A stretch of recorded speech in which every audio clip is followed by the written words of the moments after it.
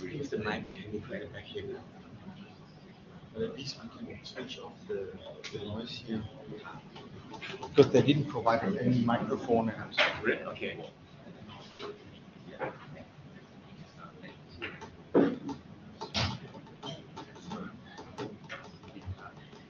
Can you switch off the aircon?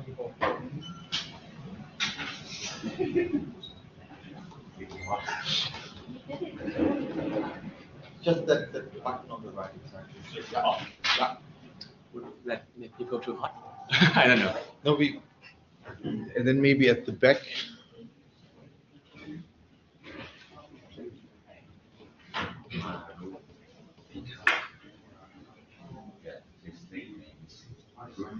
There's air conditioning here. It's just like this one is loud and this one is okay. Okay. So everything should be fine. Okay.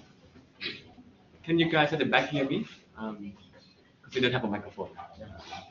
Can you hear us in the back? Okay. Yeah. If I'm too loud, I mean, if I'm too soft or too fast, let me know.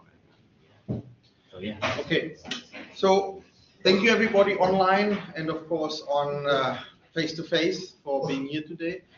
The purpose of the session is that we have just a very, very good opportunity to learn from somebody who really knows how business is done, because he works on it every day, right?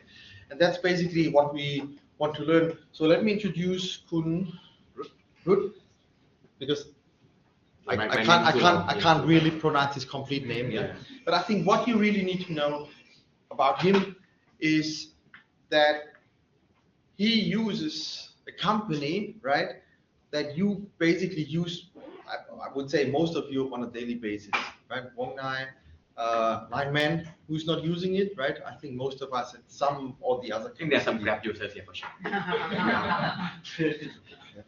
But that's really important to understand, right? So I just want you to recognize this, that's how an opportunity it is.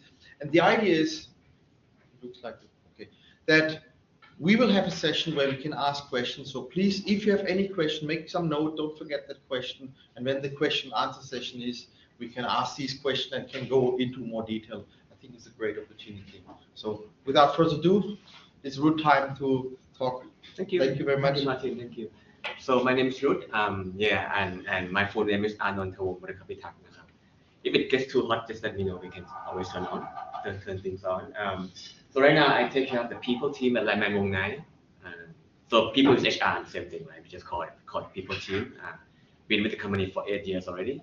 But the company was founded, Wong Nai was founded in 2010, so 14 years already. One of the first shareholders. So if the company goes public next year, I'll be quite rich.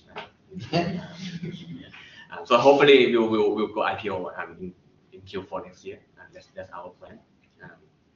So I joined Wong Nai when I was, I kept working at the same company. I used to work at Thomson Reuters, the software company, and also the news company for like almost 14 years. During the time, one of my boss at the time, Kun Yod Chinsupakun, he went to study MBA in the US and came back, and he loved Yelp in the US to look for a restaurant. So he said, okay, let's try to make Yelp in Thailand. So we started off Wong Nai, right? But I don't have any degree in computer engineering, so I studied engineering in electrical engineering at the same university as Ajahn Chok now, and then I kind of became a programmer by accident, and then I kind of moved away from technical stuff and now HR. Right? So in 2010, when they started off Wong Nai, I kind of helped, kind of part time. But then in 2017, when Wong Nai needed a head of people, and it had around 120 people, I joined the company as a head of people. So right now we are about 10 times the size, and now we have 1,200 people, and the business has grown like 100 times since 7 years ago. So right now we are kind of neck to neck with Grab. Who are Lineman users? Can you raise your hands? Few? 1, 2, 3, or that 4. Okay. I'm assuming the rest are Grab users. Hopefully you get to use Lineman a bit more. I think we are right now number 1 in the market in terms of the orders, but then in terms of Grab is good. It's better at grabbing the upper segment, people like you who have the high spending power. I think we can move up a bit more to the upper segment in the coming months. Anyway, so this is our journey. 2010 we started Wong Nai, right? To become Yelp of Thailand. And then we kind of spin-off, beauty review, online deals, online cooking. Did a lot of things. Some succeeded, some failed. Yeah. In 2016, I think Line Thailand came knocking on the door. They said, okay, we have a lot of users, 50 million users online, right? And then you have a lot of restaurants. Let's do food delivery together, right? So that's when we started doing food delivery and then messenger. Can the people online see the screen? No, Okay, so do we have to share something? I do like that. Okay. Okay. So we've been in the restaurant review business for like 4 or 5 years until 2018 when we wanted to do POS. POS stands for point of sale. That's the machine that you use in the restaurant to book tables, or receive orders, send the orders to the kitchen, whatever. So we started off from a website or app for reviews. We started doing some restaurant solutions. So like POS. And that's the time we raised a bit more fund to start this POS business. In 2019, I think Grab kind of announced themselves as the leader of food delivery business, and we didn't like it. We said, oh, we should be number one. So since 2016, we were like partners, Line and one were partners. So like girlfriend and boyfriend, right? So we just going out together. In 2020, we kind of got married, so we became one company, Line and Line. So we raised $110 million from BRV, which is a venture capital in Korea. And then we spun off new businesses like Line One, ad manager, financial products. And then we raised another $265 million from GIC.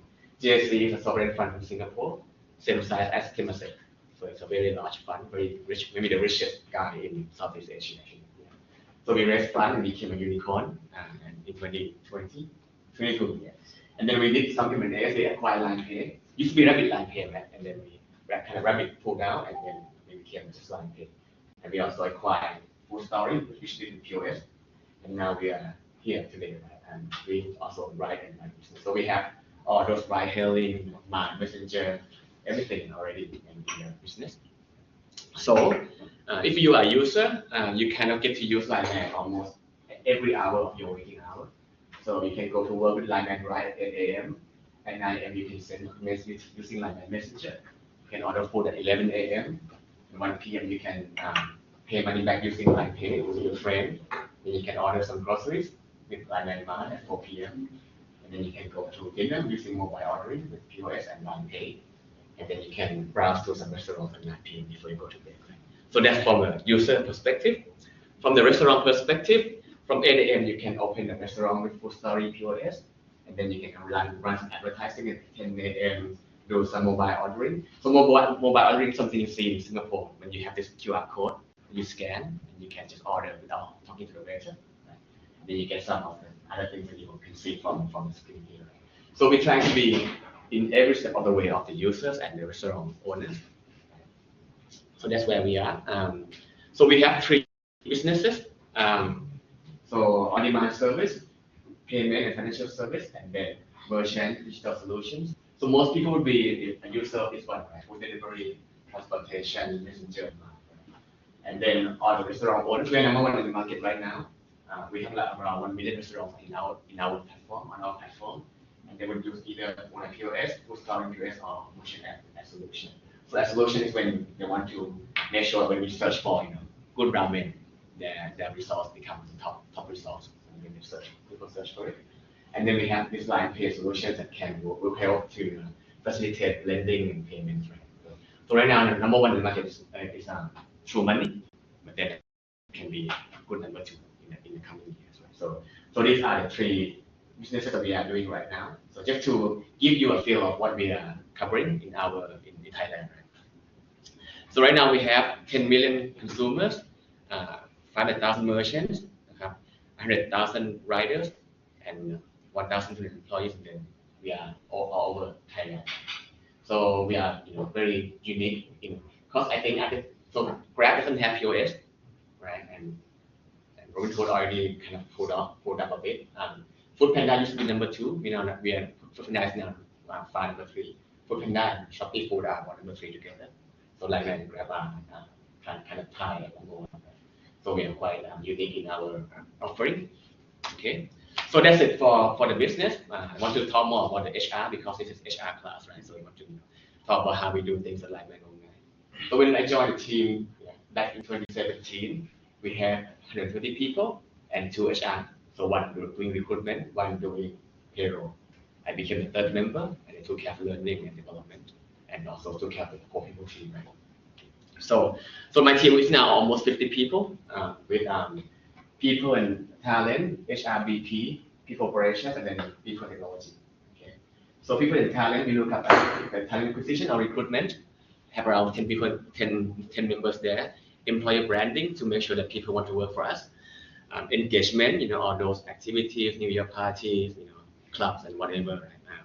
Learning and development, so that's a people and talent team. HRBP are more like playmakers in the company where they go and connect. I would call them like CIAs of the company where they would connect to the HOD, the head of department, talk to employees and find out some intelligence to come and report to us to make sure we can address any problem or people issues in time. So we have four HRBPs taking care of CEO, CFO, on-demand service, merchant solutions, product engineering, data science. People operations is all those boring stuff, right? The payroll thing, office thing, right? Office management, compensation, mobility. Mobility means you can get do after the expat. If you come to work for us, we have to apply for visa for you, make sure you can fly back to your home country safely, things like that. And lastly, employee data management. And last thing, which is quite nice, I have IT support report to me. This team used to report to the CTO, but then I talked to the CTO saying, oh, since IT support actually looks after people inside the company, it should be under the people team, so we can take care of our people better. And we also have this analytics team, which they can write SQL and some Python and some coding to automate everything in our team, so it's much easier. So you can get away, you don't have to do those grinding work anymore, and we can focus our energy and our intelligence on something more exciting and more valuable. So the team setup of about 40 to 50 people for me right now, looking after 1,200 people plus about 1,000 outside employees, so 2,000 plus people in total. Any questions on the org chart? Anything? No? Okay. Get to a more exciting part later. So how we find the right people for Lineman Online, right?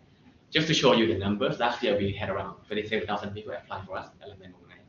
We accept around 235 people. So only 6.6% got through. Right? So we are very selective. Very selective with the company. So I used to congratulate all the people who are new joiners and you came through this very tough selection and then you've made it. But then again, you have to pass probation, right? And there's still some ongoing expectations that you have to meet and exceed. So that's a kind of combination we have at Lineman Online. We have 3 core values, which are very, very, very important because every company, every organization has a culture. Right? It can be either accidental or unintentional, or we can be very intentional about it. So when Lineman and Online merged, we didn't have any core values yet. We had some core values for more 9 days. Lineman came from Line Thailand, right? But then after 6 months, my team, me, and all the C-suite sat down together and discussed for 4 weeks, I think, what is our mission? What should be our core values to drive the business forward? So we should have a mission statement, and then we should have the core values to us to reach that mission. So we came up with these 3 missions, core values: innovate faster, go deeper, and respect everyone. So what does it mean? We try to look at the core values from 2 angles. The first angle is quite familiar when what we expect our people to behave, right? We want our people to be innovative, be fast, to go deep inside the problem, and to respect everyone. So our people should be, should question status quo, should be, fast to learn, fast to take action, fast to learn from their mistakes. Go deeper means working very hard and actually know your shit. You just don't, if you are a team manager, you just don't order people to do something. You should be able to go down and lift your sleeves and get dirty together. Right? So go deeper means being data driven, working very hard, and really know your stuff. And respect everyone is quite clear. Right? You respect your team members, respect your bosses, respect your peers. Right? That's the thing. Right? On the flip side, we also want these core values to be felt by our stakeholders. Okay? So our 3 key stakeholders are the users, 10 million users, the merchants, 500,000 merchants, the restaurant, right? And then the riders, 100,000 riders. Right? So innovate faster. We have around 500 engineers at Alignment Online doing all the coding and doing all the apps, Alignment app, Wongnai app, and all those rider apps and restaurant applications. So we want to be innovative because if we compare ourselves to other players, Grab is present in Malaysia, Singapore, Indonesia, whatever. Right? Foodpanda is from Europe, from Germany, and then they are present in many countries. And SCB, they did Robinhood, but they also do some other things. Right? But for us, we are only in Thailand. So, and we are focused in Thailand and we know the market best. So we want to be more innovative than anyone in the market. So that's why we want to be innovate faster. Go deeper. So we've been around 14 years, right? How from Muknai since July 2010. So we actually have our presence all over the country. We know all the restaurants, and we want to create this deeper relationship with the restaurants than most other peers in the market. And last, respect everyone, right? This is quite hard because we stand in the middle between the users who don't want to pay any delivery fee. They want to get a free delivery. Right? We have the riders who always protest when you reduce the fee for delivery. Right? And then we have the merchants who always complain about high GP, those commission that we take from the merchants to support the rider. Right? So we cannot please everyone. If we please everyone, we'll go out of business. Yeah, like one of the players actually went out of business for a while and came back. Right? So, but we can respect everyone. We can do something that actually makes that users are happy to order, riders can still make a living, and merchants have another way to sell their products or their food. Right? So that's something we have to hold in our mind all the time when we decide to do something with the platform or with our incentive or scheme or whatever. So these are the three core values which will be fundamental to everything we do at Alignment. Okay. Any questions? I don't. You may come talk to me now. Okay. I think there will be a lot of questions later when we go through this. So when we look for people, so I just show you a slide with 37,000 people, right? Application. Right? How do we select people? So we look at 4 areas, right? Skills, potential, cultural fit, and mindset. So of course you have to have the skill, right? If you are a programmer, you should be good at coding. If you are HR, you should be caring. You should be good at building relationships. If you are a marketing manager, you should be able to use all the tools to reach the audience. Right? That's quite easy to do. You have the skill test, the assignment, the workshop, or whatever. Potential, that's a bit harder to assess. We look at many things. We look at the way they answer questions in interview. We look at whether they are motivated to be to actually climb up the career ladder. We are looking at their dreams. I know it sounds a bit cliche, but I actually ask, what is your dream? What do you want to do? Some would say, oh, I want to buy a new house for my parents because we have been living in the same house for 40 years now. Something like that. So somebody who has a dream would usually outperform those who come here just for the money. Right? So because at Alignment Online we're competing against players who are 10 times bigger than us, it's going to be very hard. If you don't have a strong why, you give up quite easily. So you people who are very driven and want to achieve some great stuff. So potential is quite important. Cultural fit is faster, deeper respect. You have those core values or not. You believe in the same thing or not.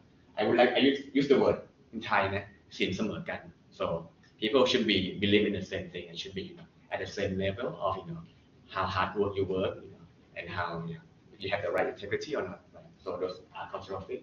And lastly, mindset, right? You have the growth mindset. You have and you take advantage of your friend or not, right? So it should be someone you want to talk to and you sit down with them at the airport for 3 hours. You shouldn't be suffering. So these are the 4 areas that we look at when we select people. And we have very detailed ways how do we select people. So we have 7 job levels, right? So level 1 is junior, right? Fresh out of college. Level 7 is someone like me, and level 8 is in C level. They don't get high anyway, so we kind of appoint them. So how to read this table? So we have this kind of test to see if they have the right skills. Attitude test, written test, case test, interview, and then final interview and workshop interview. So attitude test, it takes like a basic English grammar, basic Thai, can you write kap in the right way or not, right? Basic logic test, basic math, something like that. So attitude test is for that. Written tests are more customized for each role. Right? Case test is more like for MBA people. when they have this situation, how would you solve this problem? And then we have normal interviews and then biracial interview. So biracial interview is someone who from different team who has no stake in the team, so they can be impartial, they can make unbiased decision. So usually I would get brought into become biracial for some team that I don't really know about, so it can be very objective about it. Right?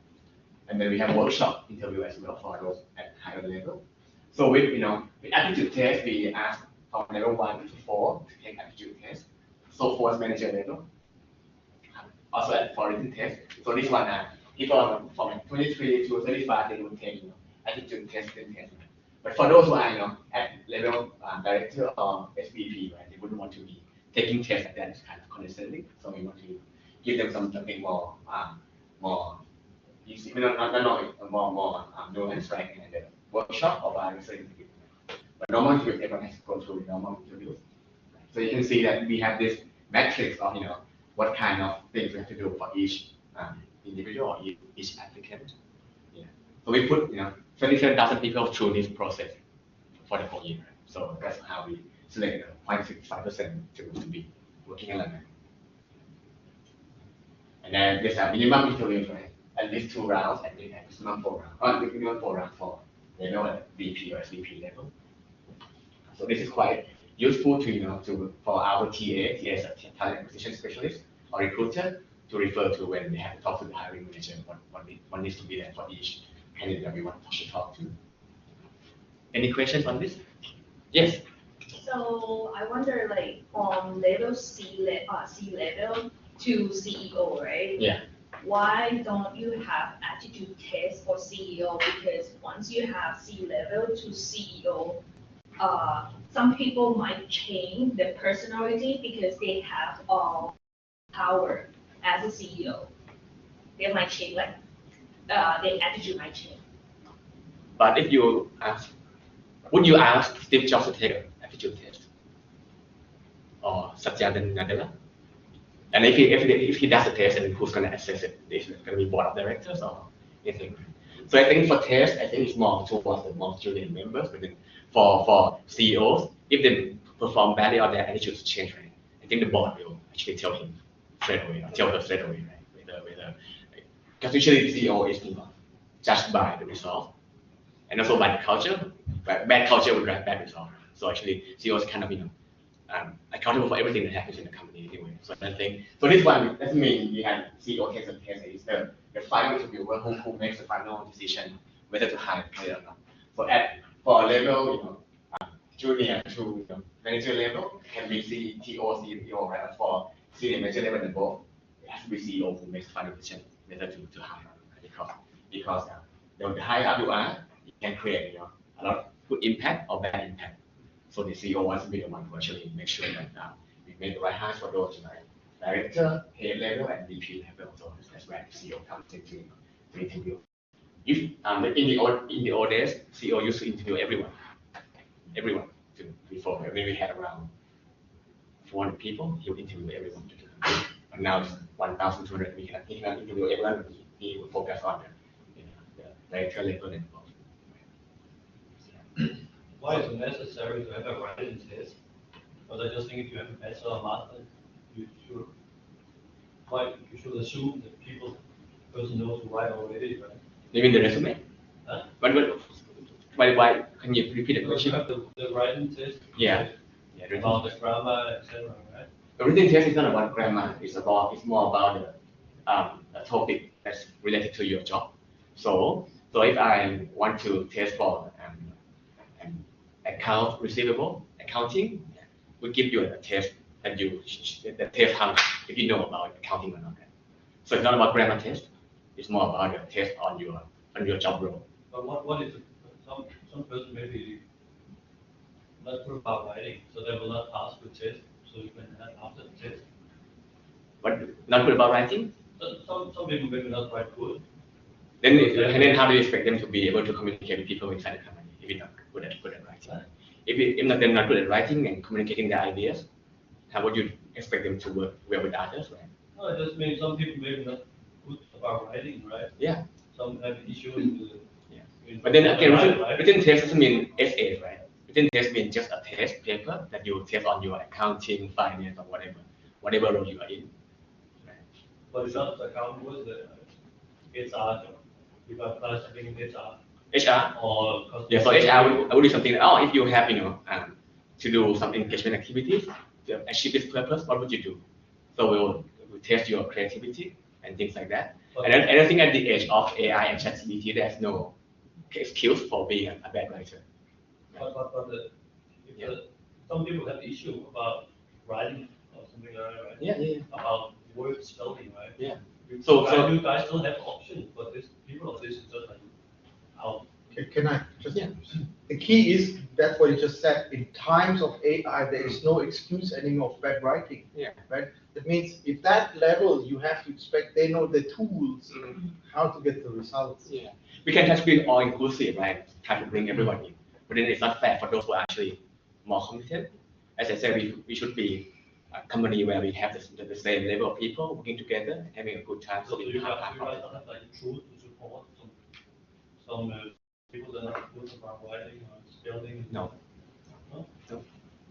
It's how you get selected into a top university, right? Truth for supporting, right? But for you guys, if you're not good about writing, I'm not talking about just some people from the child, right, to growing up, right? Yeah. They not know about writing and spelling, right? Mm-hmm. So you guys not accept that. No, it's normal when you have high standard, right? No, it's not about that. No. I mean, like we can discuss this, right? It's not about trying to be fair to everyone. Right? It's about getting the right people inside the company, right? But if you are trying to be, I want to give you an opportunity, a chance, and maybe can work with other companies. Or when we are competing with other companies like Grab and Foodpanda, we cannot afford to hire low competent people and give them 6 months to train, right? We don't have that time. We don't have that luxury. So some people have some issues like similar like handicap. They cannot. Oh, I just showed this one. So this guy. Because in the West it's not normal. It's abnormal to have a writing test like that. No, it's not abnormal at all. What's abnormal with written test? It's like a test paper when you finish your semester, you have a test exam. What's abnormal? Regarding your job, it's not abnormal. That's why I think it's a normal thing to do for other companies. If you only rely on interviews, then you can fall for those who are good interviewers, right? Who are also talkative, can be very charming. But then within test, you cannot really fake it, right? Unless you get AI to help you or to get your friends to help you, right? But then that's why we have written tests and interviews, and then interviews from other higher level to make sure we don't have anyone, to minimize the chance of getting the wrong people inside the company. Because when getting the wrong people, it can be very detrimental to the culture and to the team as well. But I was going to show, I have no internet here, but I was going to show that we just interview one blind person who became a very good code developer for the company because he did his homework. And as I said, the chance of getting in like 0.5%, right, 0.65%, he still got in. And he was blind, totally blind, couldn't see anything. But he found a way to work and to try to understand. He could hear the colors. Wow. So there was some chemistry test, and he taught at university time, and there was some chemistry class that he had to judge whether this color is acidic or thing or not, right? He couldn't see, right? So he turned those things, those scale into sounds, and then he could listen to the sound and say, that is this color. Yeah. Maybe to give you a little bit more, what you're referring, some people have dyslexia, right? Yeah. Or they have all kind of abilities, but you see, if they survived bachelor degree, even master's degree, they found a way to make it work. Like this blind person could see colors and stuff, and they became very good. Because I guess when you're blind, you focus very good, right? Not distracted easily with other stuff. So that's also one of the concepts we try to teach.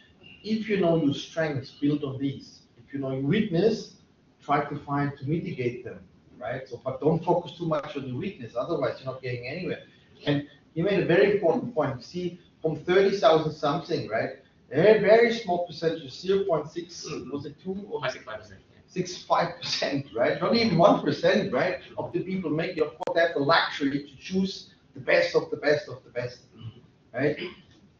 So I think that explains quite a bit. And that's how the world works. Like it or not, that's how the world works. Yeah. But if you want to be helping, then you could start a non-profit organization. Right? That's a different game. Doesn't mean I don't care about these people, right? We care, but we have to make sure that our business can still survive. Right? So I have to put the right people in. That's all. So this guy was blind, and he did a good job. Actually, one of our key engineers said he's worked with this guy for like 3 months, and he didn't know he was blind until he tried to show the screen. That's my daughter. Daddy, By phone, I'm teaching teaching what? a class of MBA students. You want to see the class? Okay. Just want to say hi to them. Okay. Who that? Okay. Talk to you later. Okay. Have you done it? Daddy, I was craving for Mama Khai Kem. Okay. Yeah. Okay. Enjoy. Okay. Huh? Bye bye. Later then. Okay. So yeah. That's where we are. So can you see the screen now? Okay. Okay.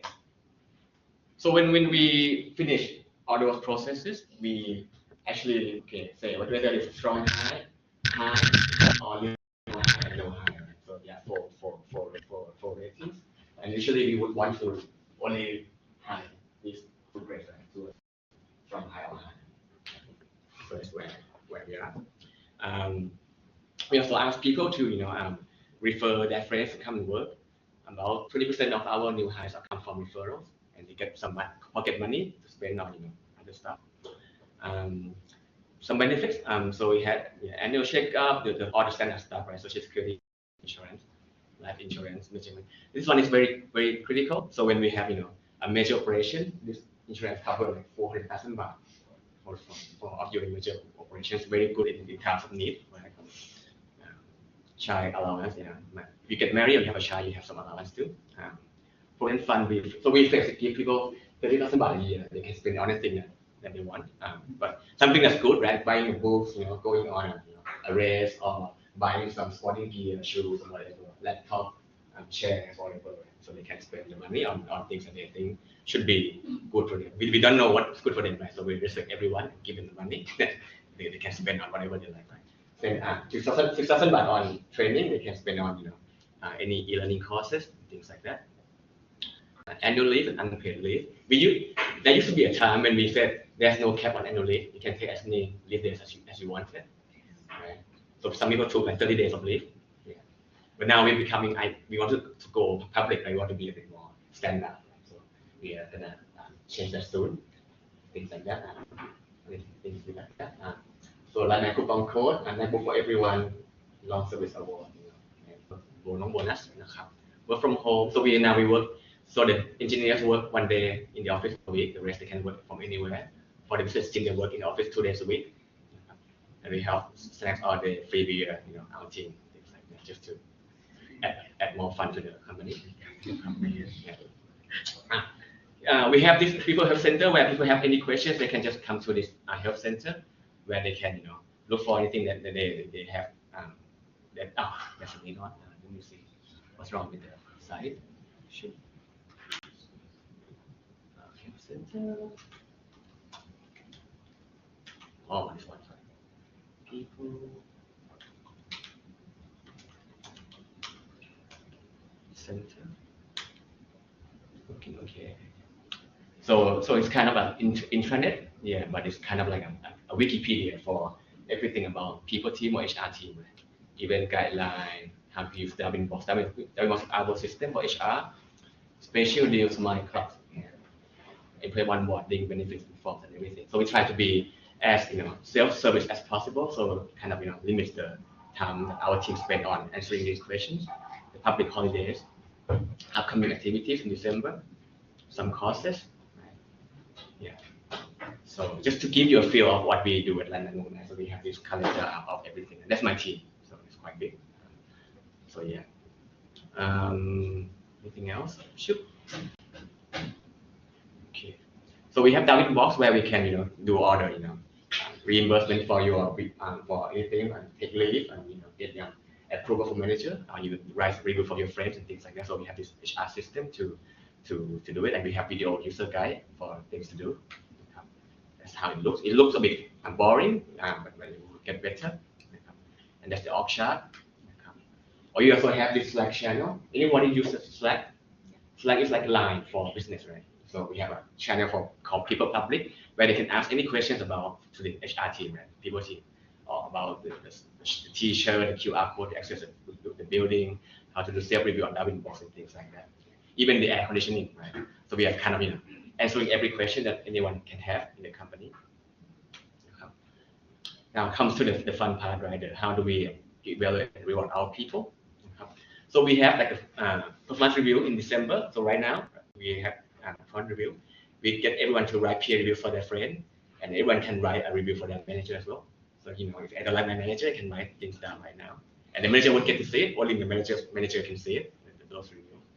And we have salary increase for everyone who have satisfactory rating, and then we have promotions in Q1 and Q3, bonus. Right? This is maybe one of the most important slides today. So we look at the performance. We look at two things, right? The performance itself and then the core value. So performance means how well you deliver on your job, right? And if you deliver on your what you expect as in this role. One is meet expectations. 2 means you have exceeded expectations of your manager, and 3 means you have far exceeded, right? And 0 means you fall short, right? You didn't meet expectation for your job level. So that's how good you do your job. For this thing, it's about how people perceive you when you do your job, right? So B means you meet the core value standard faster, deeper, respect. Right? A means you are very like a role model for some of the core values that maybe so fast, so deep, and people really like working with you. And then C is the flip side, right? Having a negative energy, or being so slow, or being so shallow, something like that. So this thing you have, how the deliverable, and this is how people perceive you about working with you. So the final rating will be the combination between the performance and core value rating. So we go from 0C, 0B, 0A, 1C, 1B, 1A, 2C, 2B, 2A, 3C, 3B, 3A. Okay, so 3A is the top, 0C is the bottom. Right? Most people will get a 1, about 75% get a 1. 2 will be about 25%, 2 to 25%, 3 will be about 3% only. So it's like you're getting an honors degree, right? The top 3% in the class or in the cohort, right? And 0 is about 3% as well. Okay. So one of the key things that people have to do, and we ask managers, is that not to be too lenient on employees. Managers, it's psychological that managers want their team members to like them, right? So they tend to give to everyone in the team. You say, no. You can only give to 25% of people in the team. It's like a Premier League, where only 4 teams get to play in the Champions League. Only the top 20% get to play in the Champions League. So you have to be, if you think everyone is a tour and your bar is too long, you have to raise the bar up, and then who are the top 25% in the team to get the 2. And then this one is whether if you could be like usually the one B is okay, right? One B is you meet expectation from both the performance and then the core value. But then there's some hybrid, right? You have like a 2C. 2C is a high performer who's very toxic, and you can think about that. And there are some people who are very good at their job, but they are very toxic. They are always not respecting people and things like that. We don't like that either. There are also 0A. Right? 0A are very nice people, always want to help, but their work is not very up to standard, right? And it's also very tiring for managers to look after 0A because they are such good people, but then they don't have competent enough to do their job, right? So I would say that please don't be a B, a C or a 0. Yeah, 1B is better than 2C actually. 1B, 1A is better than 2C. 2C you can do your job so well, but then it makes your friends suffer. You don't want to come to work to see you or to talk to you. Right? So yeah, we never had a 3C before. We had a 2C before. Yeah. And there are some people who used to get like 0A, so bad at their job, but very good mindset, right? 0A, when they rotated, they became a 3A in a job. Right? So people in the wrong job, if once they rotate, they could get a better, maybe better at the job, right? So they're still, maybe they're in the wrong role or whatever. We try to give people a chance to rotate into the job. Right? So this is how we assess people in every year. And if you get a 0 or a C, your life will be quite bad. First thing, you won't get any bonus. Second, you won't get any salary increase. And third thing, you could be getting package delivery company. So we can put you on PIP, which stands for months improvement plan, right? So you have around 2 or 3 months to turn around. If not, then we part ways. We give you the money and you go work somewhere else, right? It's quite harsh, I must admit, but it's one of the ways to actually ensure that the right people stay in the company and they enjoy working with the right people as well. And those who don't fit, they're not bad, but they just don't fit with the company culture or our expectations also. So they move to another company and maybe they have a good life somewhere else, right? So that's how we actually quite ruthless in perform in managing our people, and that's how we were able to grow many times in the past 4 or 5 years. So we are quite, in Thailand it's quite difficult because Thai people are so great giant. They want to make anyone feel bad, right? And that's the result is that good people leave instead, right? Because they cannot stand toxic people, those who are not very competent. Right? So we try to flip that by ensuring that good people can stay and enjoy their work, and those who are not good fit should leave. It's good for both the company and for the employee themselves. They should find somewhere that can be a better fit for them. Right? So we have to be jai sometimes when we have to do that. So around 3 to 5% of the people will leave every year because of this rating. So 30 to 50 people this rating. So that's reality again. I know it's not ideal, but then that's what we are facing. Right? Any questions on this? Yeah. Go ahead. Yeah. Talking about this moral and core values. Yeah. How do you measure it? Like based on ethics, or like work ethics, like communication? Is there a standard? Usually it's just from observation, right? It's not quite easy to actually look at whether they have this faster or deeper respect value. What I can observe is those people who came from a large corporate, they usually like the deeper value.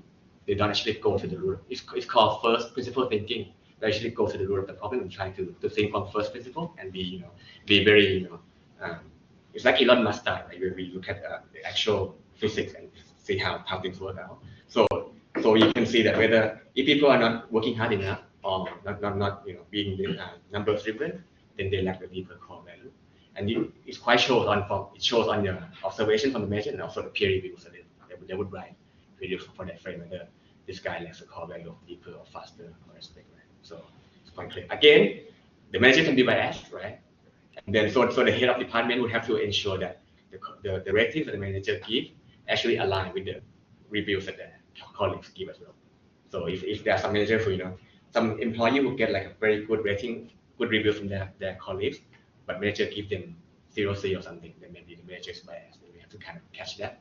Or maybe we have a toxic manager or very biased manager in the team as well, right? So we have this kind of mechanic where things are cross-checked to kind of balance the power of the manager and also the HOD and also the C-level to make sure that the things are as fair as it can be. Nothing is perfectly fair, right? But then we have to be ensure that. So, but there are no metrics or anything. It's more subjective than objective to be frank for the core value, right? But for the performance rating, it's quite clear for sales team or marketing team that there are some numbers, right? For teams like legal team, it's quite hard to say, don't get sued, right? Something like that. It's not really a KPI, right? Or for my team payroll, right? You always expect to get 100% correct for your payroll, right? So quite hard to get a 3 for payroll team, right? Yeah. So different teams have different ways of measuring it. Yeah. Any question? Yeah. So like in terms of like the timeline of you doing like this whole evaluation test of each team member, right? Yeah. Assuming you're such a big team, you do it once a year, closer to like year end Yeah. and stuff. Yep. Yeah.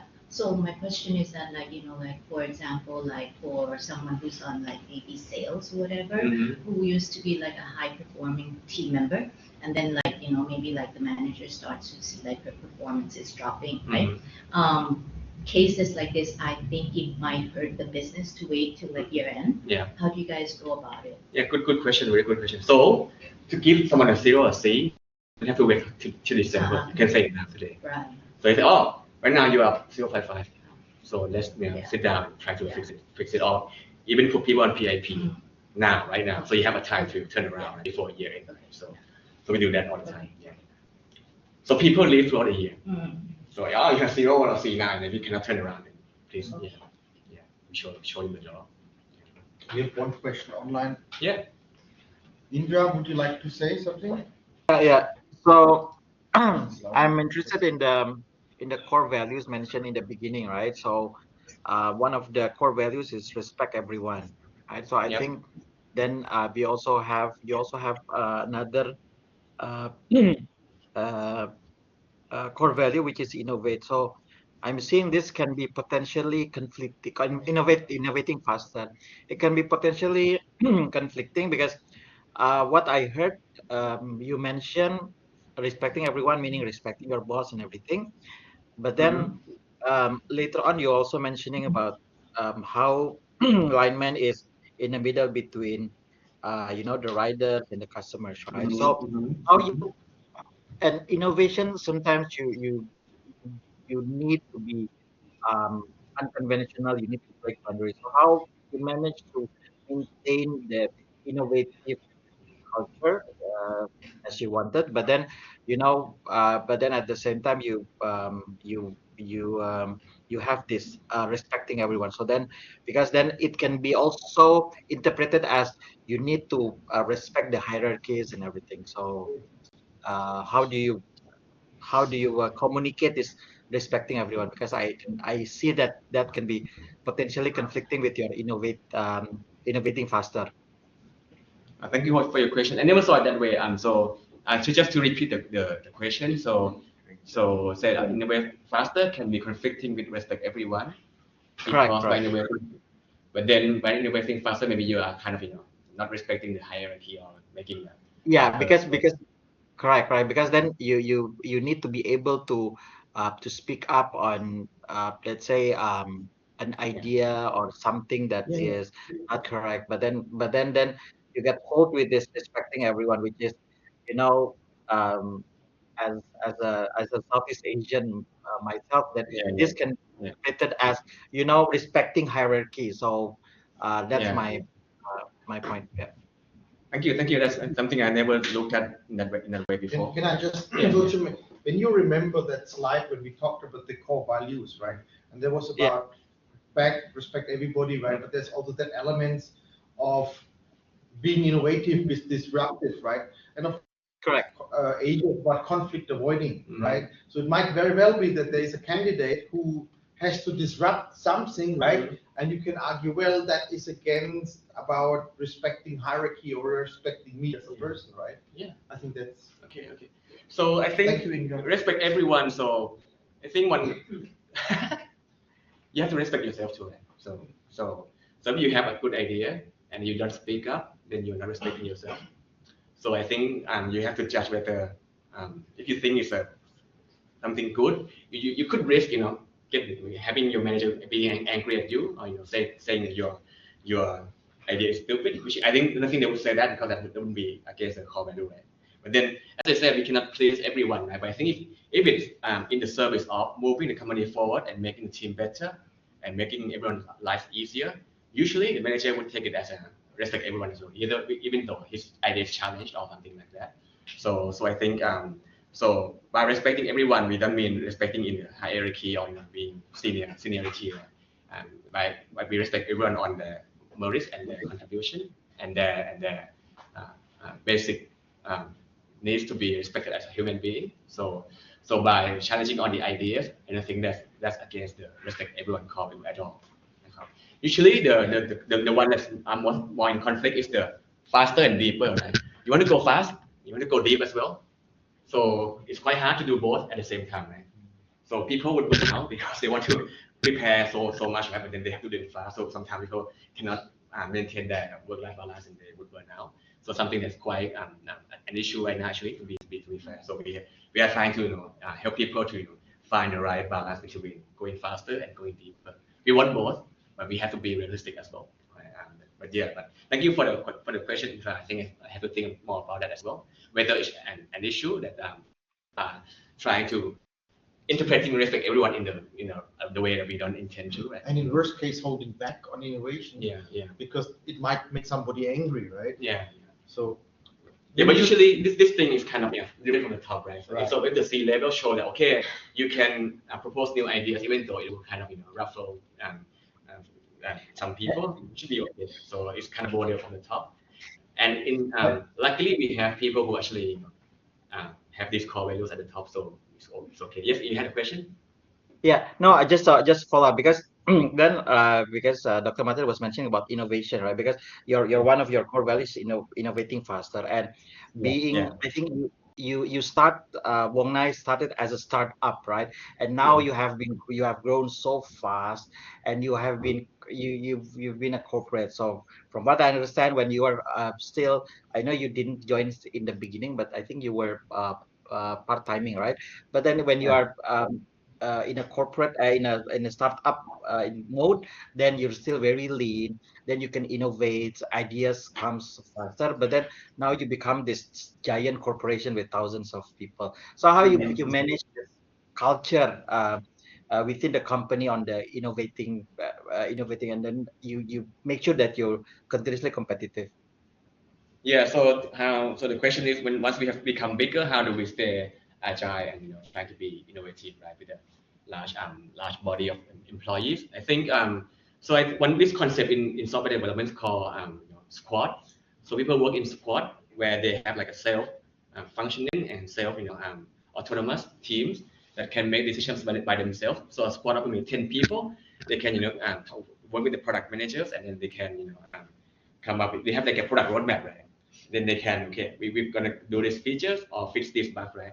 And they can go ahead and do it without getting approval from the CEO or the CTO.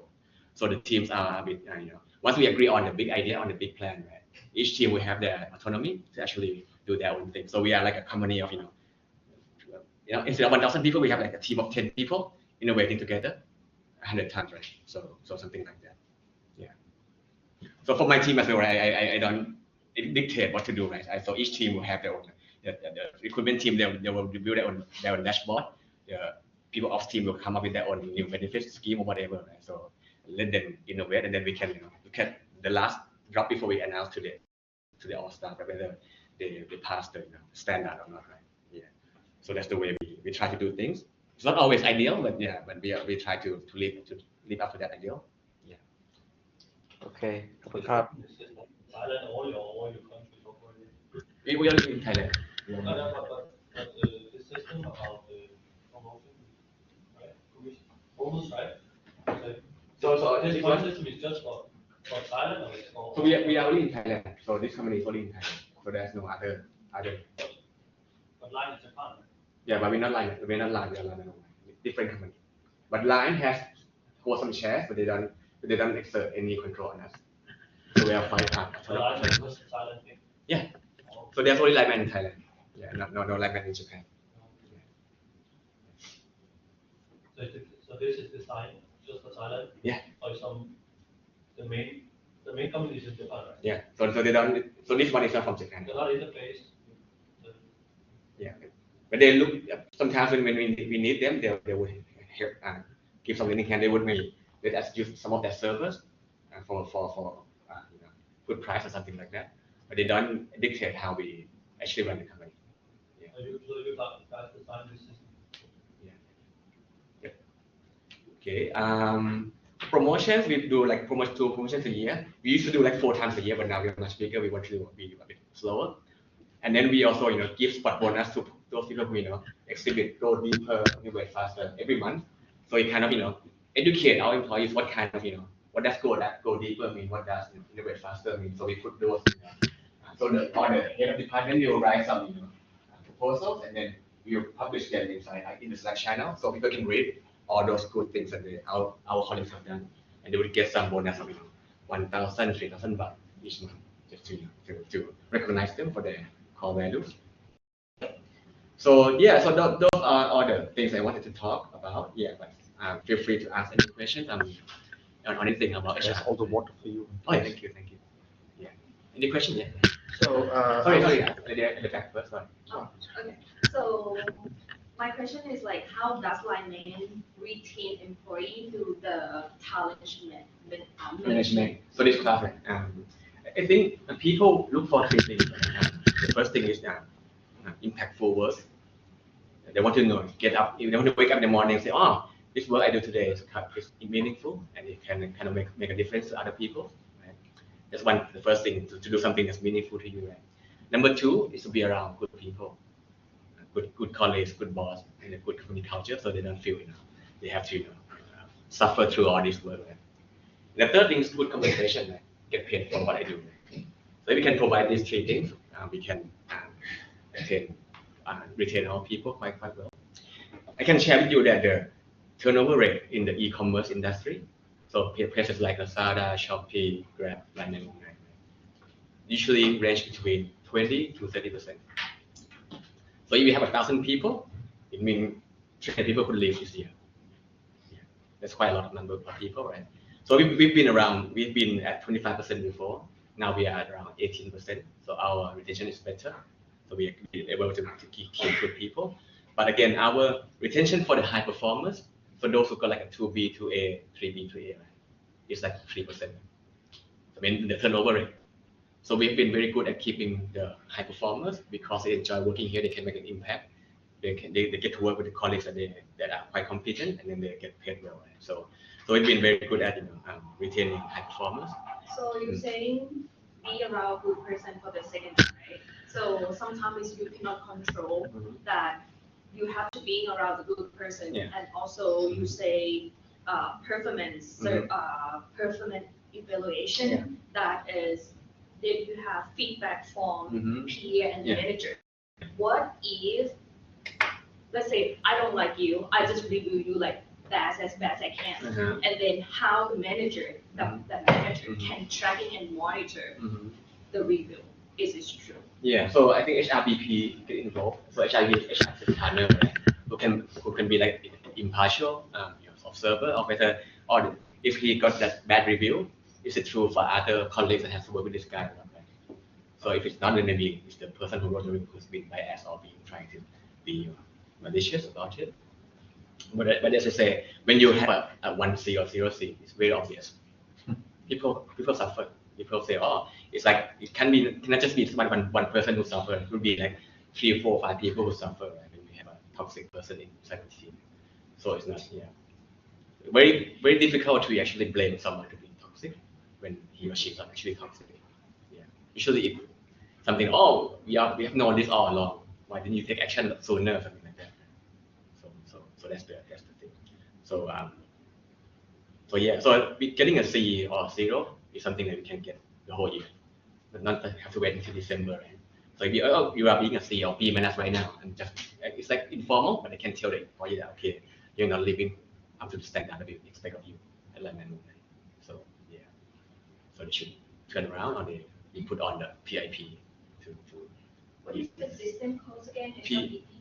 HRBP is the person who takes care of him, who talks to the business team, be like a CIA, so to actually get the intelligence. So going back to the slide where you hiring process. When you're trying to hire new CEO. We never had a new CEO. No CEO. So just never hired CEO. Okay. And he was my boss, really.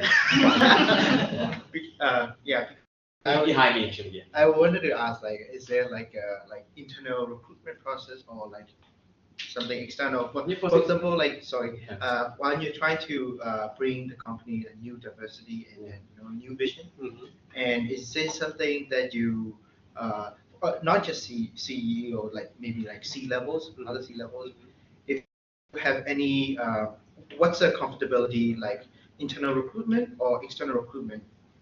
So C-level is more like having it at the top, secretary of directors. So the current CEO is the founder of Wong Nai, right? The current CTO is also the co-founder of Wong Nai. The current CFO is from Korea, from Japan, and from Mulan, Korea. So he was the one who actually gave us money when we wanted to do the POS business. Then when we got mad at Grab, said, "Oh, let's get married, and then you can become my CFO." So Yon the CEO asked the Kim Yang, who's from Korea, to be the CFO. So he was the one who actually owned the venture capital company from Line, and then he became our CFO. And our chief data officer is also from Line. He maybe 5 years ago when you went to a wedding, right, there would be this photo booth where you can take a photo and put hashtag, right, and then you can print out on Instagram. Right? That guy made this machine. So he became part of Line and part of Line, and now he's our CEO, chief data officer. This can be in the future also. Right? So is there any hiring process in the future? For the C level? Yeah. We actually hired the CEO of Line Pay. So we actually looked at we just went to LinkedIn and found her on LinkedIn. And then we contacted her. Yeah. What's comfortability? Like internal recruitment, is it something that you would be more comfortable because like it's been there for a whole lot of years with the company, or like somebody with a new vision? Yeah. So for Line Pay, since Line Pay when I didn't have any financial products before, right? So we don't have anyone with the expertise in financial products. So we actually went out to find someone who actually has the expertise, right? But in the future, if we have to promote someone from within, right? Maybe and we have someone who already has the knowledge. Of course, we will look internally first before we look outside. Right? It's always healthy to build our own people. Yeah. Yes. I wanted to know more about the workshop interview, because you say that writing test is all about you give the case study and they solve it, and what is different from. So workshop interview. So for written test or case, you can do anything. Right? You can use ChatGPT or can ask their friend to do it for you. Right? But for workshop, there's no hiding, right? So you sit in a room with 5 people, could be your colleagues or your potential future colleagues, and we have a question or a problem, and then we solve it together. So you can see how you react to our comments, see how you actually approach the problem, and see how you actually carry yourself out during the workshop. It's a 2-hour workshop, so you can see quite a lot, much more than from interviews. Right? Which is quite needed for head level and VP level, where they can are very good at interviewing and charming people. Right? But when they actually do the job, it's quite clear that they're a good fit to us. Yes. Yeah. How do you want to convince people like me to use Line instead? So it comes back to why do you use Grab in the first place? Why are you using? Why have you been using Grab? Because it's convenient, and when I came to Thailand, I hear about Grab already. But Line I just hear about after yesterday. And I just use it for send something. I must admit it would be harder for us to get people from overseas, right? Because they have been using Grab from Singapore or Malaysia and Indonesia, right? So I think our first step for now would be to focus more on the local Thais who are have high spending power. In the future, when our transportation business is stronger and we can expand overseas, maybe that's that will give us a chance to attract people like you. Yeah. My second question is, how much does it cost Line to get customer? The customer acquisition cost? Yeah, how much it costs to get a customer in those? Yeah, I don't know the numbers from because I'm a kind of removed from the business, so I don't know the numbers. Sorry. But we have hopefully been getting better and lowering the cost to acquire customer. Yeah. So usually I could give you like a Line coupon, right? Yeah, and hopefully you become a customer. So sometimes we can do that. Yeah, if they are already a Line user or something like that. Yeah. Do you use Line? Or you WhatsApp? 5 times. 5 times. So it's quite hard if you're not using Line or anything. So it's quite hard. Wow. So you have a big chance to convince people like me, right? To use Line. It'll be tough. Yeah. And I don't have the answer to be true. Yeah. What's the market share in Thailand? We are connected with Line right now. We Grab, sorry. So I think together with Grab we are around 70%. and then the rest take care of, I mean, Lineman and Grab, about 55 to 70%, and Shopee Food, Robinhood, Food Panda, anything else, it would make up around 30%. And what is the line and challenge with the competitors on this platform? Yeah, so I think so I think Grab is the last frontier for now. Yeah. So if we can become clear number one, then yeah, it's gonna make things easier for the rest, right? I think that it's quite hard because Grab is 10 times, at least 10 times bigger. They have maybe 5,000 engineers, right? And Shopee, they're like 100 times bigger, right? So they have this money to spend and acquire users anywhere. So we have to be smart and fast, right? Things that we do. So the biggest challenge would be, how do we attract and retain people with high spending power? Because actually we've won in the up country. I think we are number one already, but inside Bangkok and CBDs, right? Grab has still a stronghold, right? So I think that's something that we have. Maybe we have to make our app more appealing or more, beautiful. That I think people like you would want to use, right? Maybe you want to have a better CRM. Then they have this Grab reward, right? Grab rewards and subscription. Maybe we have to do something that we have to be stronger inside CRM, customer relationship management, right? To get and retain customers and to keep them coming back. Right? So we are still a few years behind Grab in terms of the product maturity. Yeah, but we are trying to innovate faster and try to catch up with them too, right? In both food delivery and also transportation. How much Sorry, turnover? the turnover? 18% right now. 18. 18? 18, yeah. Which is low if compared to other e-commerce companies. Some companies go up to 30%. 18 not high. Yeah, but in the e-commerce industry, it's quite low. Other e-commerce, they are 30%. Yeah. Yes? So you're talking about the changes these interview flows that like for your employees. Yeah. How about the line riders? Like, The riders, right? Like standard for recruiting them or like. Yeah. So riders, like it works more. I don't know the actual details, but I know we have like a free recruiters. So we actually, the riders actually see some advertising, right? And they would try to apply for the job, and we would call them and interview them briefly about their past record, whatever, right? And then we will review their historical, their criminal record, right? To make sure they haven't done anything funny, and then we register them on the platform. But we actually have a very limited seat. There are more riders who want to ride with Lineman actually. But we don't want to have too many riders because then everyone will get less, right?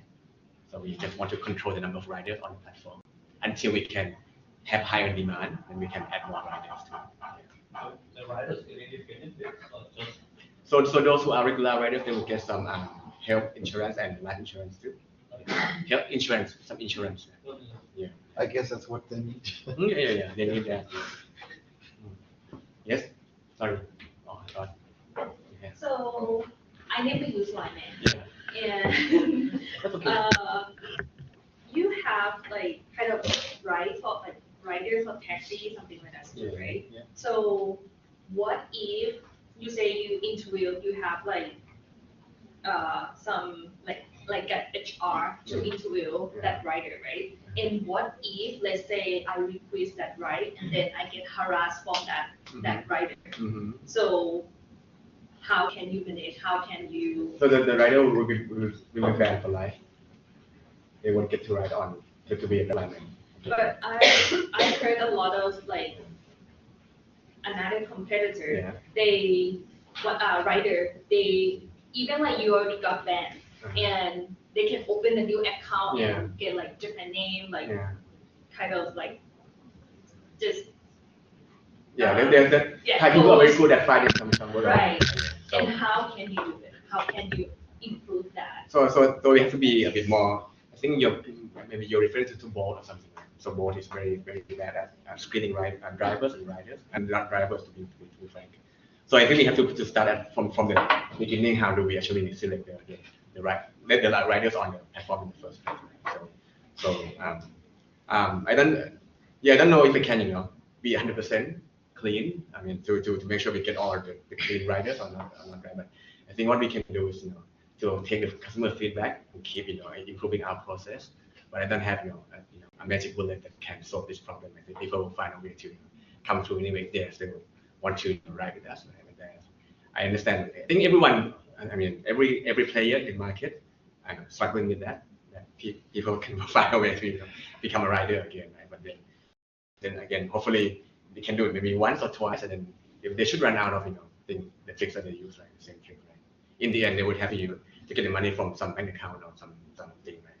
So I think cannot go on for too long if they keep doing the same harassment or the same wrongdoing. Yeah, I think since we launched our ride-hailing business, the complaints have been quite low. So I think the team's been doing an okay job in screening the drivers before they become our drivers on the platform. Yeah. But yeah, I understand that maybe even if we ban them, they'll come back somewhere. But they'll be more careful, right? They wouldn't be too blatant about doing something bad. Again, usually, yes.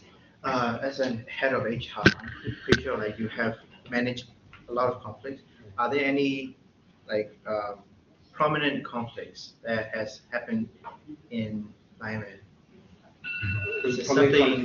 Yeah, like as we were talking about earlier in the class, Asian Easterners they turn to avoid conflicts, where Westerners they support all conflicts between the team and within the company. So I'm just wondering if there were any conflicts. All the time. Yeah. So again, those things, the culture is always model from the top, right? So the CEO is very competitive and he wants to challenge people. So there would be conflicts inside the meeting when the CEO and CFO discuss or CTO, right? And then they will challenge, and then they are mature enough to not take it personal. So he can get angry, he can get hot-headed, but then after 1 or 2 days, he would just okay, get on with it. Right? So I think that's something that I kind of respect as well. I myself avoid conflict too. I don't like conflict, and then hopefully we can remind ourselves to respect everyone. And then we can just discuss on it. I would like to add something on that. It's about how you see and how you cope with a conflict. Is conflict a bad thing, right? Right? So should be avoided at all costs, or is it something for innovation, saying, okay, how can we improve? How can we get better?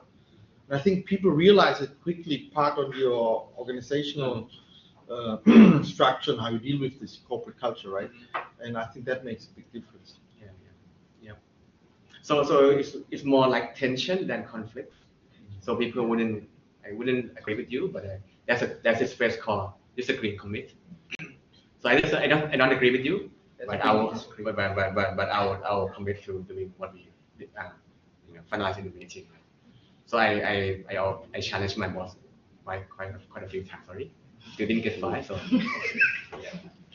What about employees with connection inside? So it's You mean leaking information?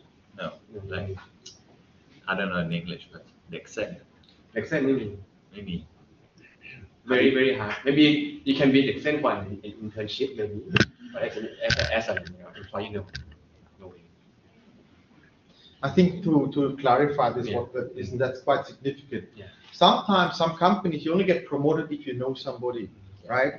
And that's a very toxic, very bad thing. Why? Because the whole system that is set up is basically surrounded, right? But you said clearly that's not the case. So when you work in this environment where you have competing with players who are 10 times bigger than you, you cannot afford to have the accent or have a bad culture because you will lose. And cannot afford to have people with dyslexia, right? Because you will lose, right? And no, it's not an ideal answer, but then that's the reality. If you want to survive in this business and this industry, then you have to be very disciplined and be very direct with the way we do things. Yeah. I have one question. So you said that within 7 years, right, you basically grow more than 10 times. Yeah, right. So the employee size, yeah. Yeah. How did you make that happen? I mean, I don't know. It just happened.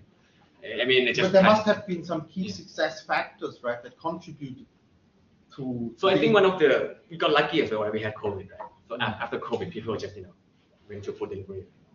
So it used to go like this, but then COVID made it like that. So we grew like 5 times ahead of our projection, 5 years ahead of the projection. Yeah.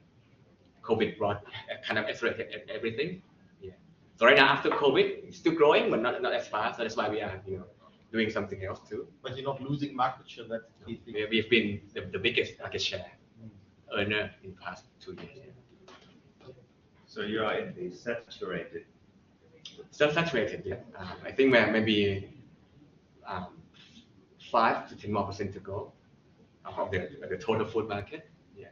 So I think if you look at the more mature markets like in China or Korea, right, the portion of food delivery as part of the whole food business, still there's some room for us to grow. Yeah. Just not as fast as during COVID time as well. Yeah. And that's why we have this. We acquired LinePay, we acquired Food Story to do the merchant solutions. There's still plenty of room for growth in those areas too. Right? So right now we are number 1 already with 50,000 POS being sold to restaurants. And then when we in the future we could sell POS to retailers, to beauty clinics, to any outlets, right? So the opportunities are still quite infinite actually. Yeah. Any data leak problems? Data leak problems? I think so. It kind of happens all the time when in this kind of very competitive environment. Yeah. So I have so you actually follow your Facebook diary, and interesting on your writing, and then based from your background, actually you're not from HR, you're from like IT, and then you move to HR. Is there any challenge for switch from totally different? Yeah. So I was lucky that the CEO trusted me, right? So I didn't have any background, so didn't know anything about payroll or recruitment. But he said me that I could learn, so I just learned. But then I think my strength is that I can find people who are better than me at their job, and let them stay with me. So I'm good at managing people, so I can kind of grow my team from 3 to 40 people right now. So I think the key thing about being HR is you have to be very understanding of people's nature, and the rest is you can learn. Right? Yeah. But for the empathy and being able to understand people's nature, I think it's quite hard to come by. So I'm lucky I have that trait. Yeah. And if you give one word for your CEO, because I heard you mention about your CEO many times, that seems very impact for the organization as a founder. Yeah. So if you're going to give one word for him to make us understand him, what is going to be the word? Tough love. Tough love. My wife met him a few times and said he's like a stone with a bow, with a tie. So those who are Thai, you can read more of my thoughts on my blog. So I used to write a blog every day, a blog post every day for 8 years, I think. So I have around 3,000 blog posts now. But now this year I can scale down, maybe only once or twice a week. Right? So you have perfectionist. If you are perfectionist, you could read this one 10,000 chapters. So it's about work and life and everything. Yeah. So I've been writing since 2015. So I think December 31st will mark my 10th anniversary as a blogger. Yeah. So just to show you what is, if you haven't taken up writing, you should, because it's one of the best things to do in your life. It kind of clarifies your thinking. And if you have a blog, you can collect all your ideas. Just one idea a day, right? And you can keep going forever. And that's my resume, basically. I see you guys raise a lot of money. You guys make profit yet? Not yet. Make profit already? Not in all businesses, but we do make profit already. Not in all the business. We have 3 businesses, right? For food delivery, it's quite hard. We're getting there. Been getting much better. But for the other 2, we are making good progress.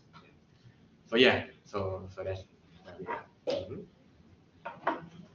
Any other questions? we have 10 minutes left. So if you have any question, please raise it now. Otherwise, the time Yeah, is gone. actually, so like with your hiring process, right? I think with your branding itself in terms of like people wanting to apply at your place, the rating is quite high. I mean, me personally, I think I have 2 friends, like at least they work there. I'm not sure if they're still there, and they both seem to be happy. You know? So I'm not surprised. Like the application rates is a lot, and you have the luxury to choose the best ones among them, right? My question is that like for myself right now, I'm like working at a startup, a very like early age, so you know we really need like the stars, like the builders, right? But at the same time, we don't want to go crazy on like throwing money just to like find like who we can talk to, you know, like pointlessly. At the same time, like, you know, right now we have a lean team, but everyone is performing, and you know, we like each wear like many hats at the same time. Everyone is enjoying it, right? But what comes is that sometimes like something happens and then we just have to like quickly jump and find someone else like to join the team. I'm not sure there's like a way to go about like, you know, at the early stage and things like that, because like at the same time, people who can perform, you know, with like creativity and things like that, with like skills that we're looking for, of course, like companies like you will attract them quicker with like the benefits that you can afford to offer now. But with us, it's like a very like basic, you know, so like that's what I've been struggling with like for the past 2 years. So how big is your startup now? Currently, we're just like a team of 8. 8 people. But that also includes like, you know, my strategy advisor, like, you know, those that don't really like get involved in like day-to-day operations. But, you know, with our tech, our tech is in Dubai, and like our marketing is also in Dubai. So it's just more of like sales and operation team that we have on ground right now. But yeah, like, and the candidate that we're looking for, like, you know, we need like bilingual person. So it makes like hiring like, you know, the right one tougher. So, you know, like right now, like I'm not sure, like if we miss something, is there like a way, like, you know, a smart way, like instead to go about finding that unicorn person? I don't have not sure if it's a smart way, but I would say that one of the best decisions I made when I first joined Woongai 7 years ago was to start this thing, live at Lamia Woongai blog. So I told Kun Yod, who was the CEO, I'm a blogger, so maybe we should, you know, blog. It's free, right? You can get any employees to write about it. So write about your own startup stuff. So the easiest thing to do, right? And just keep doing it. There's no fun. This thing's been around for 8 years, right?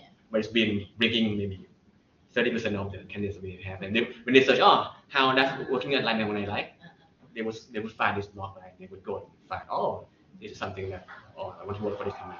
It would take maybe 2 or 3 years before it can pay some benefit, right? I think you should start now. And, you know, I still believe writing is better than videos or clips, right? I think writing kind of stays forever and people can search it quite easily, right? So yeah, start wrong. I think that's something I have done and has proved to work for me at least. I'm not sure if the times have changed, right? 7 years, this is a long time. But I think it's something that you wouldn't regret doing. And I think it helps a lot. So if I look for,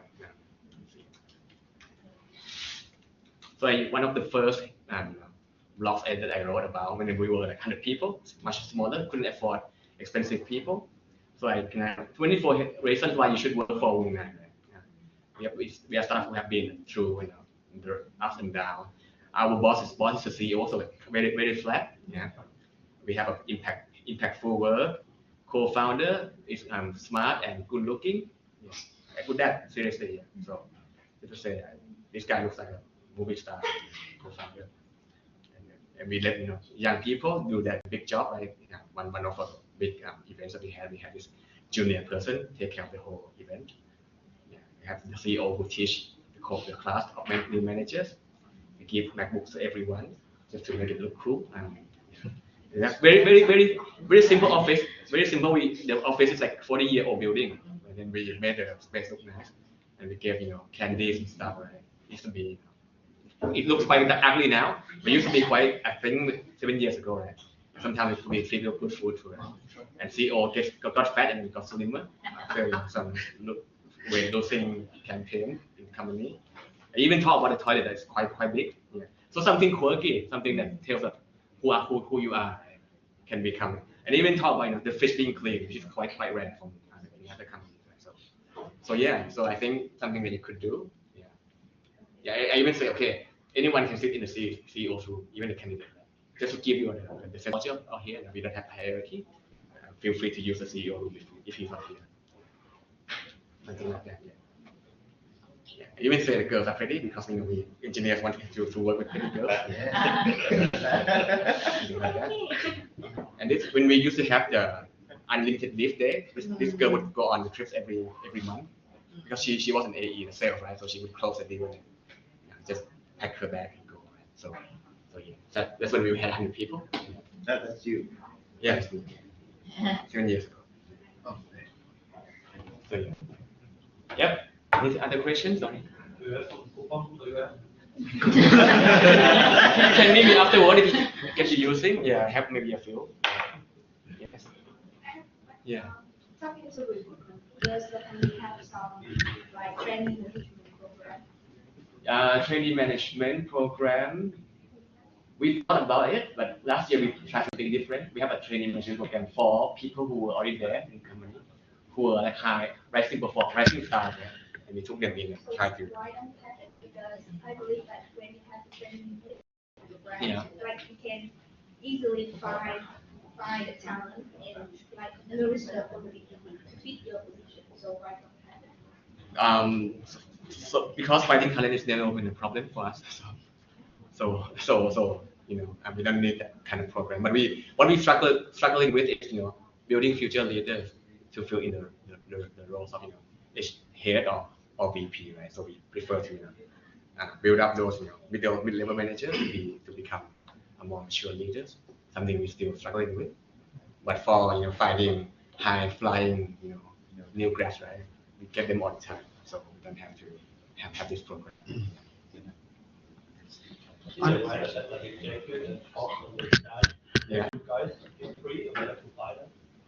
The riders get them for free after they have been shown commitment.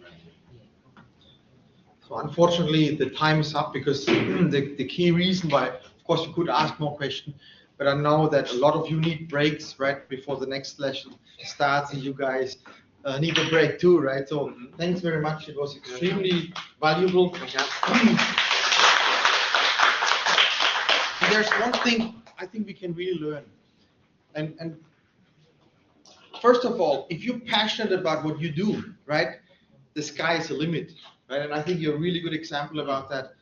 That even a small company can grow to a really large multinational organization, which I believe will be maybe the next target of you guys, right? After you go public, right? That you go into other countries and use your system and will be conquering different countries. Yeah, I will believe that will happen, right? So stay tuned. I believe in the future when we invite him again, if he's still there, right? But he will be much bigger and much more talented. Thank you very much. Thank you. Awesome. Thank you, guys. Thank you for the session. Thank you so much. Thank you. Thank you. Thank you, guys.